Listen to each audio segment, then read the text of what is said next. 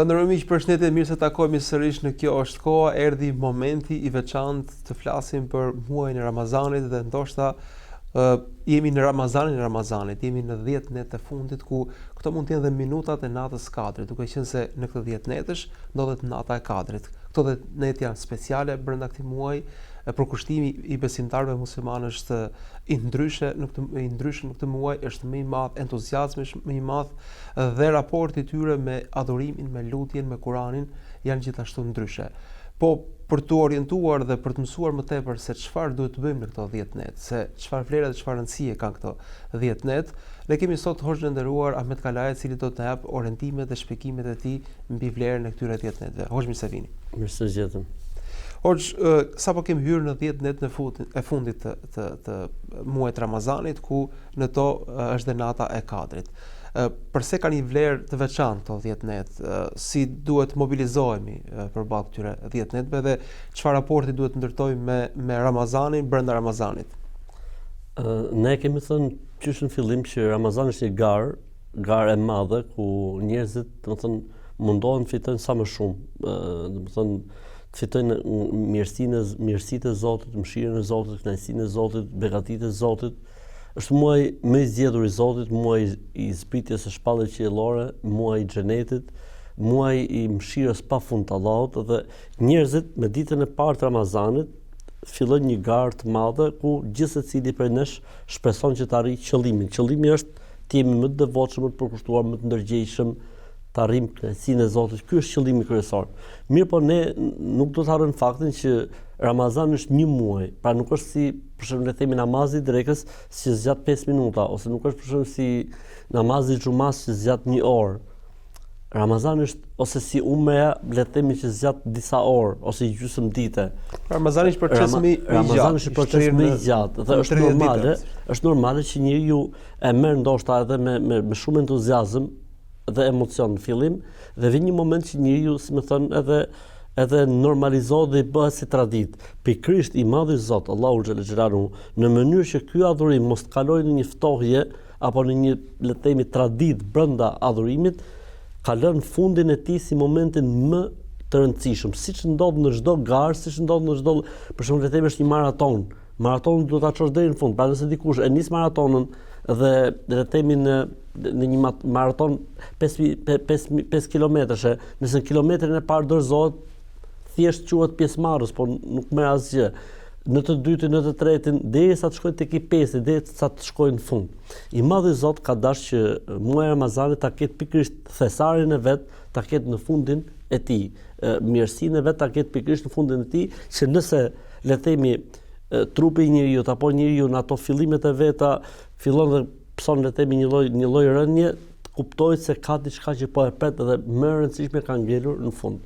Për këtë 10 ditësh faktikisht ka folur Zoti në Kur'an vet, është betuar i madhi Zot për këtë 10 ditësh në Kur'an. Është betuar për netët e tij dhe është betuar për ditët e tij. Pra 10 ditëshi. 10 ditëshi nuk kupton 10 netëshin e fundit të Ramazanit dhe nuk kupton 10 ditëshin e parë të muajit Dhulhixhe.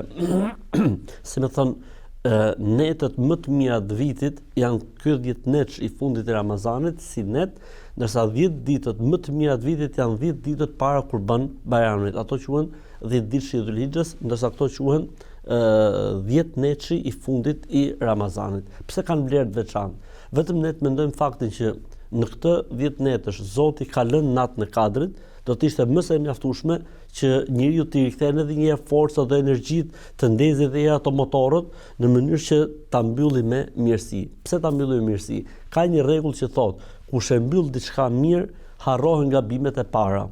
Kush e mbyll diçka mirë, i harrohen gabimet e fillimit. Kush e mbyll diçka keq, i harrohen të mirat e fillimit. Dhe kështu faktikisht funksionon edhe në jetë. Pa finalizimi dhe po themi ajo se sikurorizohet e gjitha. Sikurorizohet ka vlerë të madhe. Për këtë arsye, për shembull, le të shohim hadithin e parë që pejgamberi sallam ka kërkuar natën e Kadrit. Hadithi i parë në të cilin pejgamberi sallam vet ka kërkuar natën e Kadrit është një hadith që profeti sallam ka në xhaminë e tij 30 ditë. Që do të thotë, në kërkim të natës Kadrit, pasi Zoti e fshehu natën e Kadrit, profeti alayhis salam tha, po filloj ta kërkoj. Dhe ne idin në Ramazan 10 ditë e para të Ramazanit në xhami. Pra ne idin në xhami, pra qëndrojnë në xhami 10 netët e para të Ramazanit. Kur mbaroi 10 netë i parë Ramazanit i vjen Xhebraili dhe i thot: "O Muhammed, është përpara natës së Kadrit." Pra jo në këto 10 ditë që ti zgjodh të rish në kërkim të natës së Kadrit. Atëherë profeti alayhis salam vendosi prapë vetë që të rinë në 10 netëshin e dytë. Pra duke qenë se është para, atëherë po e kërkoi në 10 netëshin e dytë. Dhe me të mbaruar 10 netëshi i dytë i qëndrimit profetit alayhis salam në xhami, pra i etikaf bëri, pejgamberi sa mendoi se duhet dalë nga xhamia se njëra nga këto 10 net do të ketë qenë nata e Kadrit. Me të filluar 10 netëshi i tretë, pra që është për rastin tonë sonte, i vjen Xhebraili, pra Xhebrili alayhis salam, pejgamberi alayhis salam dhe i thotë: "O Muhammed, në këto ditë e ke, pra në këto 10 ditësh", dhe pejgamberi sa e ka dhënë porosinë që ajo është në 10 netëshin e fundit të Ramazanit, kërkojnë në netët teke apo kërkojnë në netët çifte, pra është një mobilizim total i besimtarëve që të rrinë gati le të themi kësaj nate, sepse vetë profeti alayhis salam, domethënë, kanë ndejt një muaj në kërkim të natës Kadrit, pse ne, domethënë, mos të rim në kërkim të natës Kadrit në 10 ditë. Neve shumë mirë edhe mund të ishte caktuar nata e Kadrit. Mirë po, është ajo që thamë ne në fillim, ka nevojë për mobilizim total, sepse ne jemi në fund. Ne jemi drejt mbylljes edhe duhet që përkushtimi të jetë, si më thënë, maksimal, sepse ne jemi dëshmitar të faktit që edhe pse kemi qenë agjërueshëm në këto, le të themi, ditë para, 20 ditë para, nuk është se flas për veten time, nuk është se themi kemi qenë aq perfekt, kemi qenë aq të ruajtur apo aq të mbrojtur, aq të kujdesshëm. Pra ka shumë çka mund të bëhet, mund të plotësohet, mund të ndryshohet. Vjen pikërisht ky fundi që ne të reflektojmë më shumë. Ky motivi i natës së Kadrit ndoshta është një motiv shtesë ekstra që ndoshta mund të na ndryshojë të gjithëve. Për të dhënë disa këshilla praktike hosh, se si ti shfrytëzojmë këto 10 ditë sa më praktikisht. Prej porosive që ju shpesh jepni është që në këto ditë duhet shtuar adhurimi. Çfarë nuk kupton kjo? Duhet të rrim më tepër në xhami, duhet të falemi më tepër? Çfarë është më konkretisht? Atëherë, le të kthehemi tek vetë profeti alayhis salam në këtë 10 netësh apo në këtë 10 ditë. Ai si vepronte? Nëna besimtare Aisha radhiyallahu anha tregon, i dërguari i Allahut sallallahu alaihi wasallam kur hynte 10 netëshi i fundit të Ramazanit bënte disa gjëra që nuk i bënte më përpara. Thot shtrëngonte brezin e tij. Pra nuk kupton faktin që nuk përkushtohej më, le të themi, ose nuk harxhonte shumë kohë në të ngrënë dhe në të pirë. Pra shtrëngonte rripin kur i themi ne, do të thonë mobilizohej. Thot paloste shtratin e tij. Le të themi shtratin jo në kuptimin që ne kemi sot, shtrat bëhet fjalë një shilte, ka pas pejgamberi sa mbi të cilën flinte. E paloste atë, pra nuk është koha e gjumit, është koha për sa më shumë adhurim. Ahya leilatahu, natën e kalonte të gjithën në adhurim, wa iqadha ahlahu, dhe zgjonte familjen e tij. Pra, edhe familja këtu, si thua, është një prej projekteve për të përfshirë në këtë mobilizoj gjithë familja, sepse ne nuk duam asnjëherë të jemi në xhenet vetëm. Ne duam të jemi në xhenet me të dashurit tonë, me familjarët tonë. Për këtë arsye, profeti Al-Sam, domethënë, zgjonte dhe familjarët e tij dhe ne faktikisht do ta bëjmë një gjë të tillë me familjarët tonë, që të mobilizohemi të gjithë në adhurimin e Zotit xhelel xhelalu. Atëherë më konkretisht, sepse kjo është e përgjithshme, më konkretisht. Pra ne kemi ditën që e kalojmë në agjërim dhe ndoshta nuk i kanë të gjithë njerëzit mundësitë që të frekuentojnë xhamin apo të vinë në xhami apo gjatë ditës. Ne të mundohemi që gjatë natës, pra të mundohemi të paktën minimalisht në namazin e taravive dhe në namazin e natës të prezantojmë në xhami, sepse i dërguari i Allahut alayhi salatu wasalam ka thënë, kush falet me imamin derisa të mbarojë, Zoti i jep shpërblimin sikur është falur gjithë natën. Pra ne sikur le të themi asgjë mos bëjmë në këto 10 ditë të fundit të Ramazanit, po të vim në xhami për taravi, të vim në xhami për namazin e natës, me shpresën e Zotit kemi marr shpërblimin sikur jemi falur gjithë natën. Po kjo nuk është e mjaftueshme normalisht. Mundohemi që të shtojmë dozën e Kuranit, mundohemi që të shtojmë, kur them dozën e Kuranit, do të thonë leximin e Kuranit, pra nëse kemi lexuar për shembull le të themi çdo ditë nga një xhuz, mundohemi që në xhuz do thot 20 faqe, 20 kapitull në Kur'an. Mundohemi të lexojmë më shumë. Nëse këto ditë, domethënë, kemi dhënë sadaka tek e tukt, mundohemi që në këto 10 ditë të japim më shumë sadaka, sepse mund të qellohet natë Kadri. Pra çdo ditë ta shtojmë nga dozën e adhurimeve, sepse mund të jetë në atë kadër dhe ajo shumë fishohet. Ajo shumë fishohet. Më e vlefshme e bërë 83 vjet. Pra, sikur kjo gjëja që ne bëjmë në një këto 10 ditë edhe këto 10 net, të jetë në atë kadri, shumë fishohet tek Zoti sikur të jetë bërë 83 vjet pa pushim. Pra, ja vlen, domethënë siç e kemi përmendur kur kemi folur për, si më thon, për mirësitë dhe për vlerat e natës kadrit, gjë që tregon se një gjë e bërë në atë natë ja vlen, domethënë edhe njeriu duhet mendoj shpërblimin. Atëherë të shtojmë dozën e Kuranit, për që duam gjëra konkrete. Të shtojmë dozën e sadakas, pra me kuptimin të japim le të themi mundësi çdo natë. Le të shtojmë dozën e dhikrit dhe përmendjes Zotit. Pra të mundohemi të largohemi nga llafologjitë, sepse është një kohë që njerëzit mundohen ta mbushin mes teravive dhe namazit natës me llafe ose me kafe apo me çaj derisa të vikohet namazit natës. Pra ti shmangim sa më tepër bisedat e panevojshme, bisedat jo produktive, të cilat shpesh mund të përfshihen pastaj edhe në përgojime, ndoshta edhe në ofendime edhe në fjalë edhe më dëmshme. Të shtojmë dozën e istighfarit, sepse ne thamë jemi koshient faktit që nuk e kemi dhënë hakun fillimit të Ramazanit. Atëherë si mund ta zgjidhim këtë problem? Atëherë duke shtuar dozën e istighfarit, pa të themi sa më shumë estagfirullah, Zot na fal, Zot na mëshiro, siç bënte vetë pejgamberi alayhi salatu wasalam. Të mundohemi që në këtë 10 netësh të fundit të Ramazanit të jemi sa më afër shërbimit të njerëzve. Pra, dikush ka nevojë, dikush ka një hall, dikush ka një sekret, mundohemi të zgjidhim. Sepse vetë pejgamberi sa më thoshte që të zgjidh hallin dikujt është më dashur për mua se sa të rinë në xhami një muaj duke adhuruar Zotin. Pra është adhurimi i madh ndihma e të tjerëve, sepse shpesh mendojmë të shkëputemi nga nga njerëzit, nga nevojat që mund t'i kryejmë njerëz, sepse po themi që do qëndrojnë në xhami ose do lexojnë Kur'an, edhe njerëzit po merren pas Ramazanit. Ju po thoni që kjo shpesh është ndoshta edhe më e vlefshme se sa qëndrimi në xhami. Njëri për shokët profetit alayhis salam Abdullah ibn Abbas ka thënë 4 njerëz unë në botë nuk i shpërblej dot. Ta ka përmend një nga kategoritë, thotë një njeri i cili ka një hall dhe një siklet dhe mendon gjatë gjithë natës se kush mund t'ia zgjidhë këtë hall dhe siklet.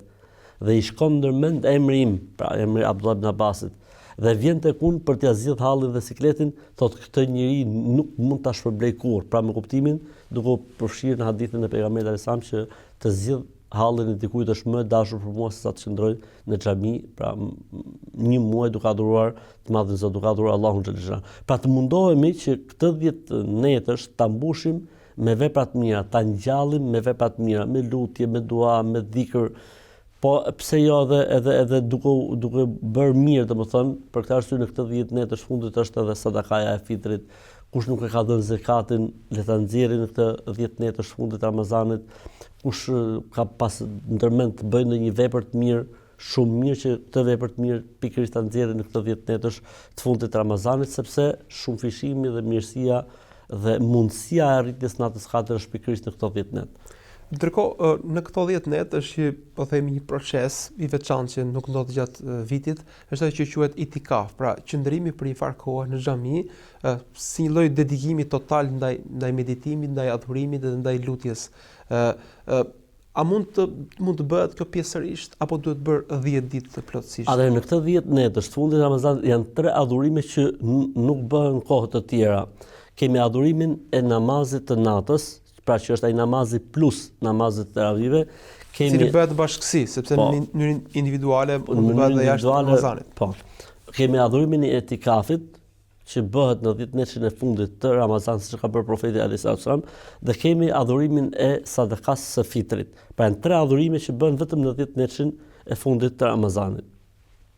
Adhurimi i namazit natës është pikërisht ai namazi plus që falin muslimanët zakonisht nga ora 1. Këtë vit kur caktuar s'pakund në xhamin tuaj, kur pritet të fillojë? Po ne domethënë e kemi lënë nga ora 1 deri në orën 2:30, në mënyrë që njerëzit kenë kohë të kthehen në shtëpiat e tyre, të hajnë diçka dhe pastaj të dalin për namazin e sabahut.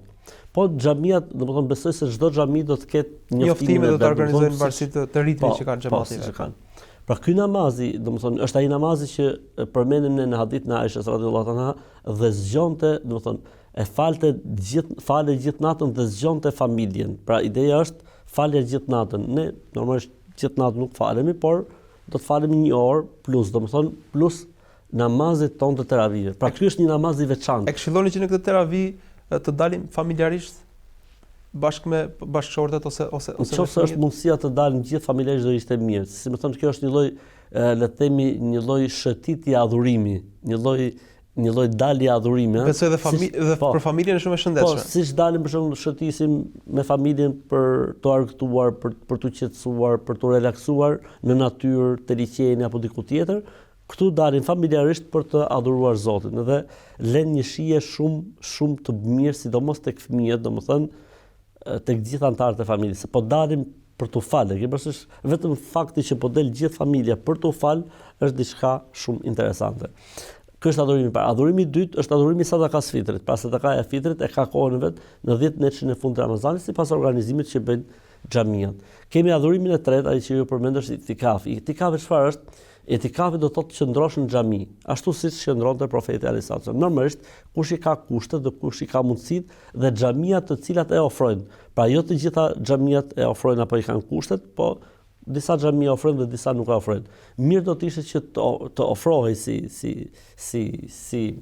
opsion, si mundësi, sepse dikush ndoshta ka nevojë të ri më shumë, si më thon, te pragu i Zotit, të presi aty, si më thënë, mirësinë e Zotit, mëshirën e tij dhe faljen e tij. Normalisht itikafi është dy llojesh. Itikafi më i mirë është itikafi që bëhet në xhamin e Qabës, itikafi që bëhet në xhamin e Profetit alayhis salam dhe itikafi që bëhet në xhamin e Kudsit.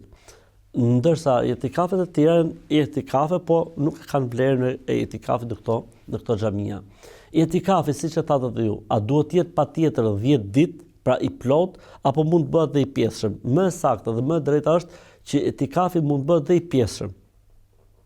Argumenti, një ditë Omer ibn Khattabi radhiyallahu anhu i thot profetit alayhis salam, kam pas bërë thot zotim në kohën e xhahiliyetit që nëse më ndodh diçka do të rinë në xhami për itikaf 3 ditë. Dhe profeti alayhis salam tha, çoje në vend zotimin tënd.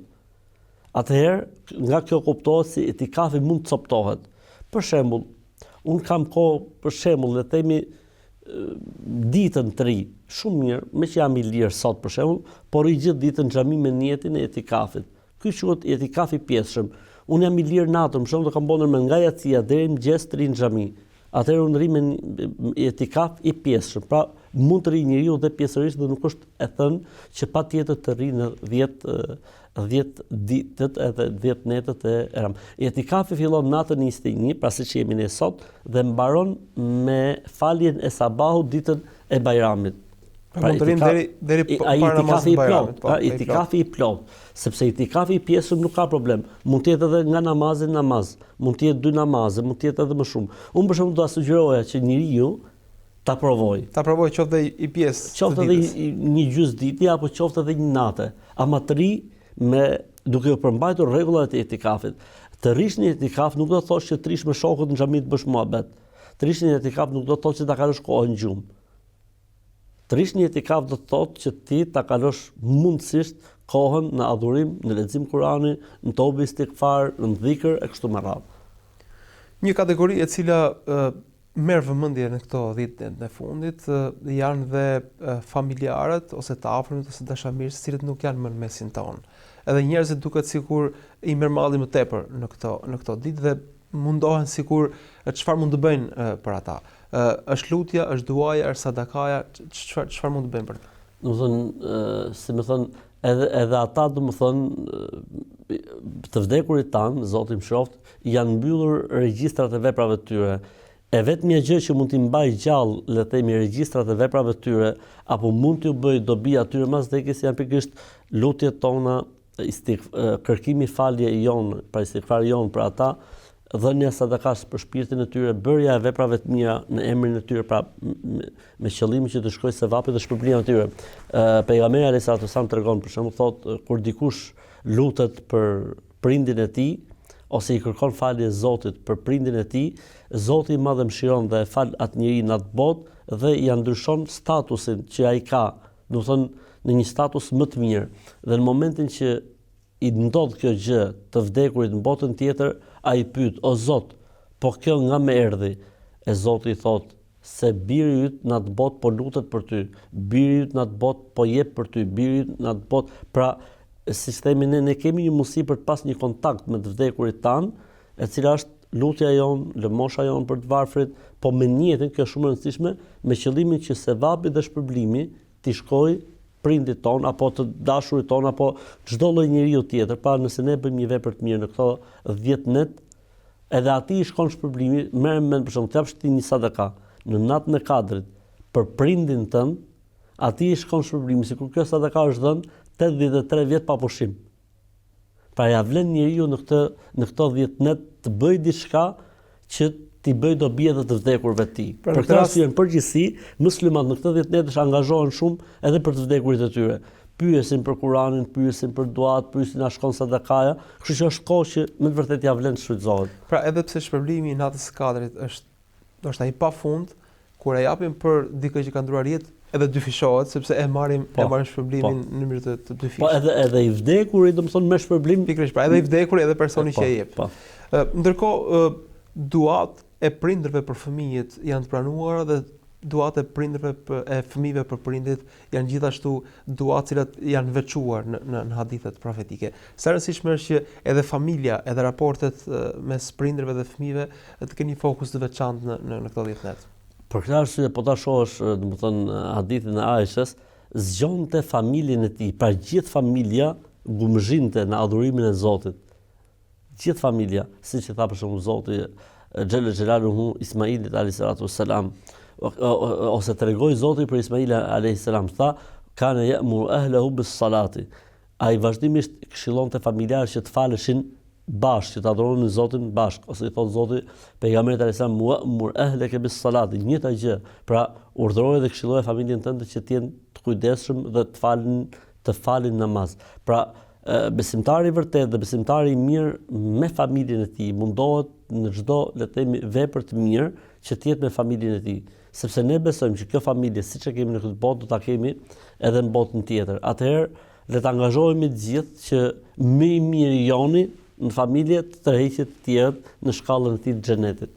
Gjithashtu një prej problemeve që shpesh na merr kohë, ju e thatë në fillim që të shmangim, po themi, diskutimet e panevojshme, janë rrjetet sociale. Çfarë do këshillojmë për rrjetet sociale në këto 10 neta? Do të bëjmë një riprogramim me smartphone-et tonë? Unë mendoj që po të mbylleshin në këto 10 netësh, faktikisht ajo do ishte mirë të mbylleshin që shpilin të Ramazanit, po të paktën në këto 10 netësh të mbyllen. Po disa aplikacione që ndoshta nuk ka dobi për tyre. Nuk ka asnjë lloj dobie për tyre, domethënë, unë mendoj që të jetë një kohë për kushtimin, një kohë për gjërimin, një kohë lutje, një kohë, le të themi, istighfar, një kohë që ne i përkushtohemi Zotit. Unë shoh, për shembull, çdo ditë, e shoh që sa herë futem në xhami, për shembull, në çdo kohë, edhe për ditë xumaje, edhe për namaz taravije, shoh që njerëzit janë shumë të angazhuar.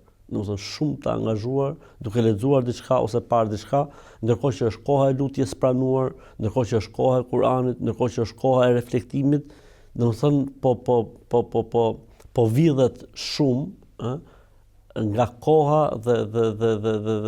dhe jeta e njerëzve. Se paku mos na vjedhi natën e Kadrit, se ndoshta totalisht nuk mund të shkputemi, po mund të jetë pikërisht ky hajduti më i madh i mirësisë dhe shpërblimit të natës së Kadrit. Ky 10 netësh të paktën, në këtë 10 netësh të kufizojmë ca gjëra që të lirohemi për adhurim, që të lirohemi për lutje dhe për dua dhe për reflektim.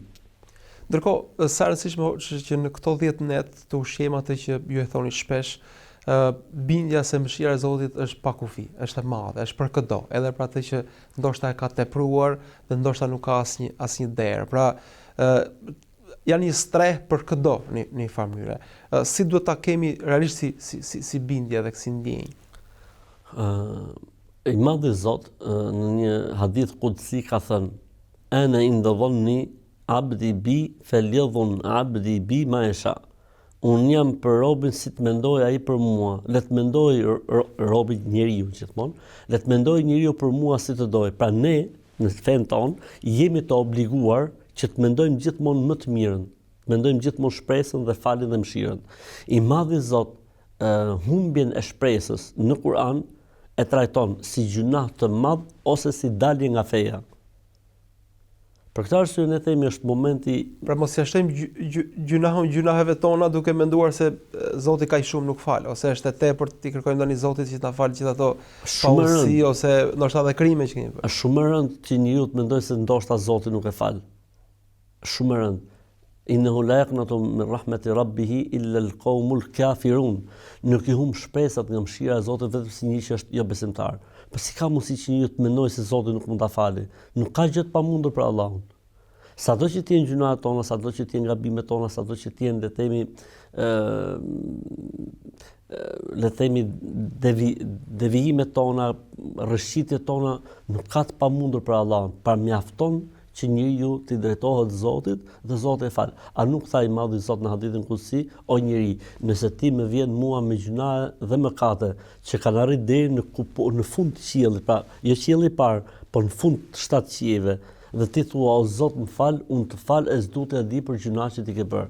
Pra kërkimi falje, le themi do të jetë një nga gjërat. Pra do të kemi bindje këtë pjesë, pra të mos lutemi me hamendje ose të mos vim në xhami, po themi me dyshim, po të kemi bindje të fortë. Kjo duhet të jetë siguri që unë shkoj se Zoti ka për të falë. Duhet të jemi shumë të sigurt për këtë gjë. Unë nuk mund deklaroj se Zoti më ka falë, se kjo i takon Zotit. Ama unë shkoj me vetdijen e plotë se Zoti ka për të falë. Pra ne duhet të jemi në këtë lloj koshience, në këtë lloj sigurie, ilm, yaqin, pra një dije e sigurt, një informacion i sigurt, se ne nuk e kemi informacion nga vetë jon. Këtë gjë na ka thënë Zoti dhe na ka thënë profeti alayhis salam. Ne thjesht duhet ta besojmë këtë gjë.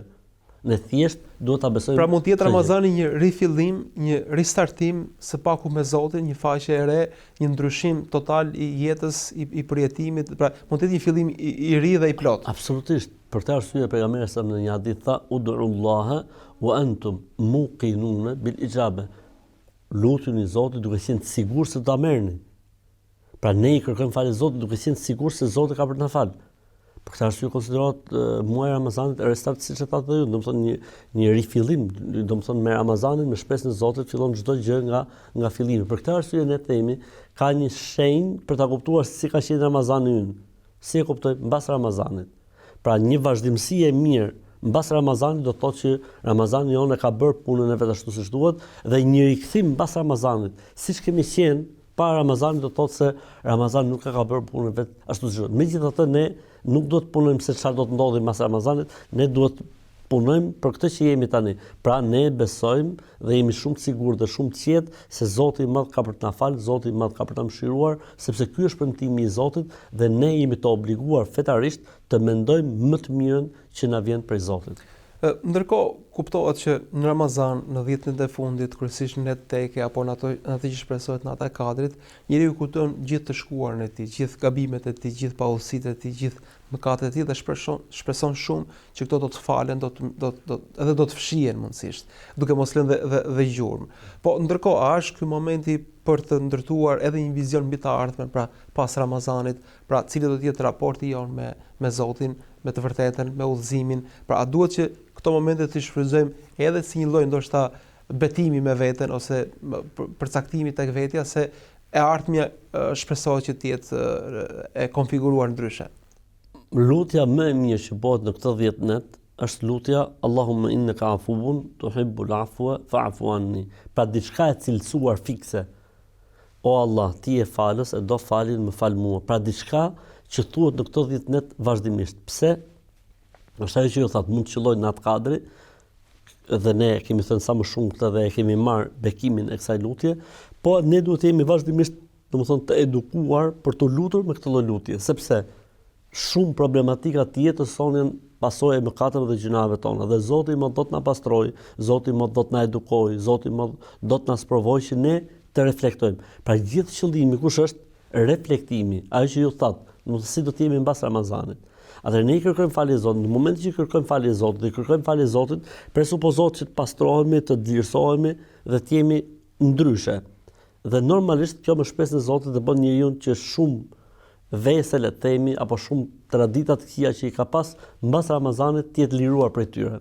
Është ajo që ne tham pak më herët se si do të jemi mbas Ramazanit. Presupozohet që shumë gjëra që ne kemi pas, domethënë pjesë të jetës sonë, por faktikisht që nuk janë në kënaqësi të Zotit mbas Ramazanit i kemi hedh. Pse? Sepse kemi arritur të pavarësohemi prej tyre dhe të shijojmë kënaqësinë e Zotit në mungesë të tyre.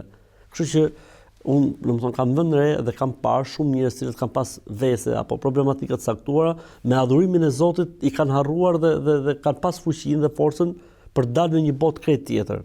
Edhe ne, le të themi mëkatarët, le ta shfrytëzojmë këtë kërkim falje të vazhdueshëm në këtë 10 netë të shkundit Ramazanit, që mbas Ramazanit jeta jonë të jetë më ndryshe. Pra, presupozohet mbas Ramazanit mos kemi më probleme me namazin. Mos kemi probleme, le të themi, me paktën me gjunat e mëdha.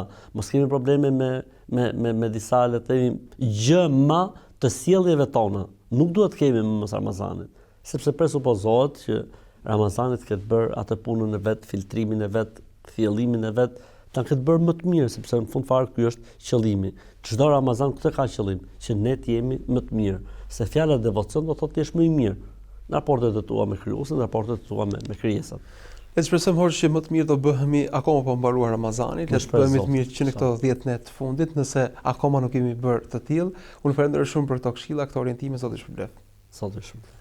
Nërmiq, këtu mbyllim takimin e sotëm, folëm për 10 netët e fundit, folëm për Ramazanit, i cili sapo ka trokitur, sapo ka hyrë në këto ditë mund të jetë nata e Kadrit, po gjithsesi këto ditë të gjitha janë të jashtëzakonshme. Këto net kryesisht adhurimi në të xhamit do gjallërohen me prezencën e besimtarëve, është ai që quhet namazi natës, ku në atë orë ku kryesisht në muajt e tjerë të gjithë janë në qetësi, besimtarët gjallërohen, drejtohen drejt xhamive me lutje, me namaz përbashkët, duke kthyer në shtëpitë e tyre me shpresën se Zoti i ka falur, i ka begatuar, dhe duke u kthyer edhe në qytetar më të mirë dhe më të bereqetshëm për familjen dhe vendin e tyre.